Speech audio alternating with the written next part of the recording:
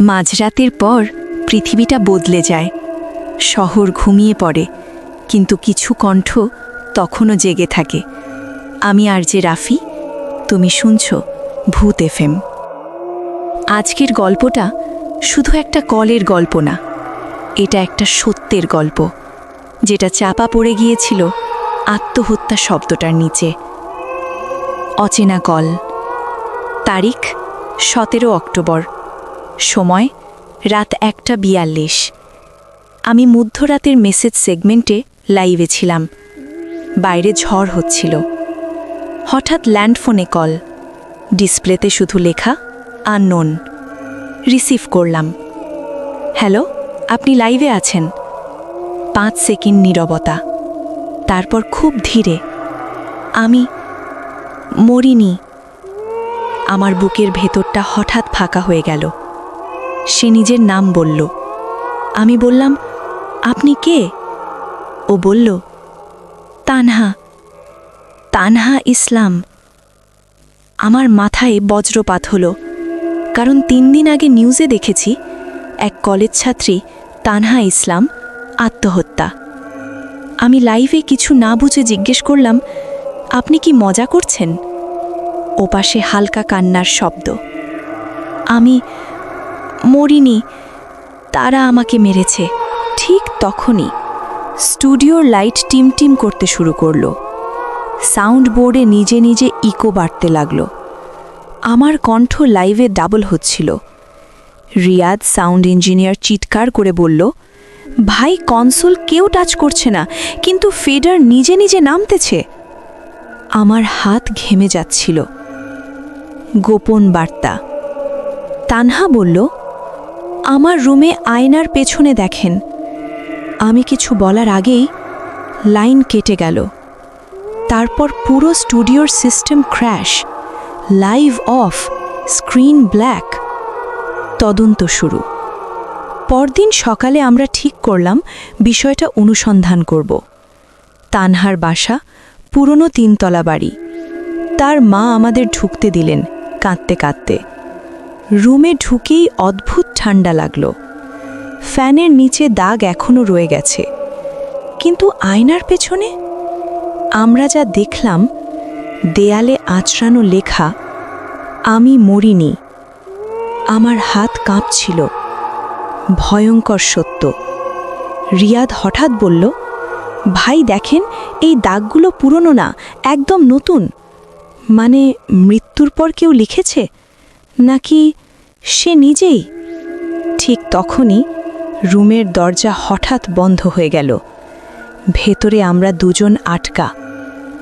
আয়নার ভেতরে কয়েক সেকেন্ডের জন্য একটা ছায়া দেখা গেল। 2 চোখ ফাঁকা। শেষ লাইভ।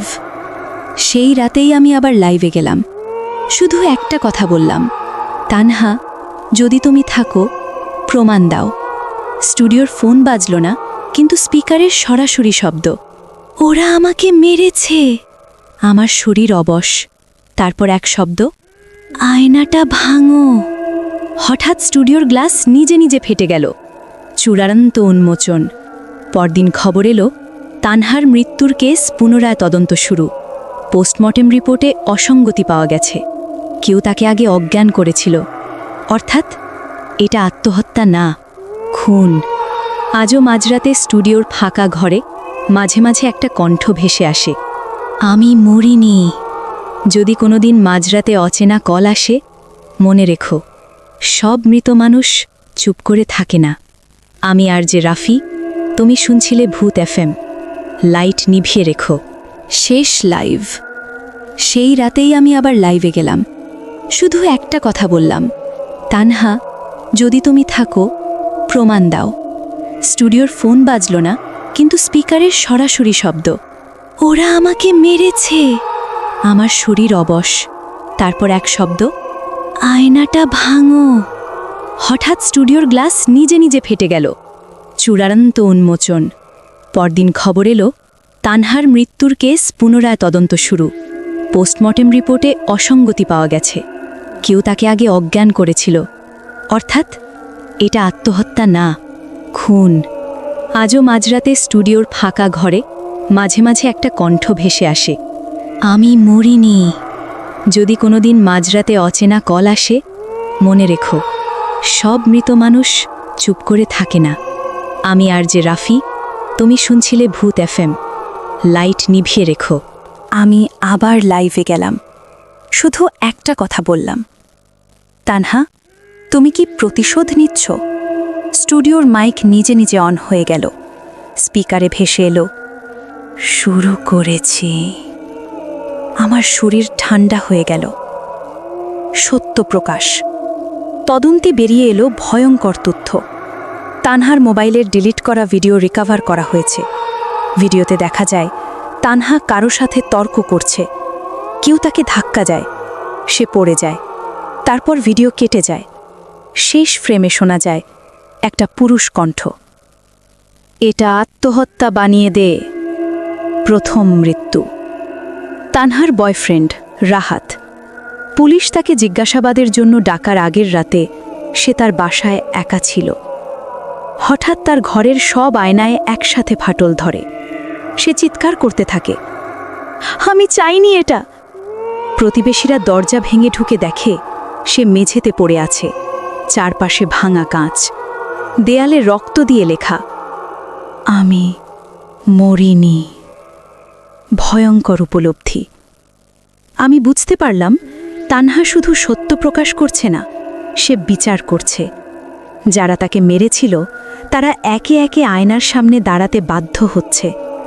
আর আয়না শুধু প্রতিচ্ছবি দেখায় না, পাপও দেখায়। আমার পালা। এক রাতে লাইভ শেষ করে স্টুডিওর আয়নার সামনে দাঁড়ালাম। হঠাৎ আমার পেছনে একটা ছায়া।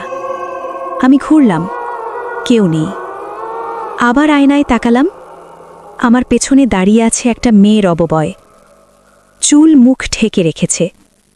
তার কণ্ঠ, তুমি আমাকে বিশ্বাস করেছ, তাই তুমি বাঁচবে। তারপর ধীরে ধীরে মিলিয়ে গেল। প্রতিশোধ সম্পূর্ণ। কয়েক সপ্তাহের মধ্যে সব অভিযুক্ত গ্রেপ্তার। কেস প্রমাণিত, তানহাকে হত্যা করা হয়েছিল। শেষ রাত। আমি লাইভে বললাম, তানহা, তুমি কি এখন শান্ত? স্টুডিওর বাতাস ঠান্ডা হয়ে গেল। স্পিকারে খুব ধীরে, এবার আমি যেতে পারি। তারপর এক হালকা ফিসফিস। নীরবতা। আজও আয়নার সামনে দাঁড়ালে কখনো কখনো মনে হয় কেউ তাকিয়ে আছে, কিন্তু ভয় পাই না, কারণ আমি জানি সে শুধু সত্য চেয়েছিল। আমি আর যে রাফি, তুমি শুনছিলে ভূত FM। আয়নাতে তাকানোর আগে একবার নিজের চোখের দিকে তাকিও। সবচেয়ে ভয়ঙ্কর প্রতিশোধ কখনো কখনো ন্যায় বিচার হয়ে আসে।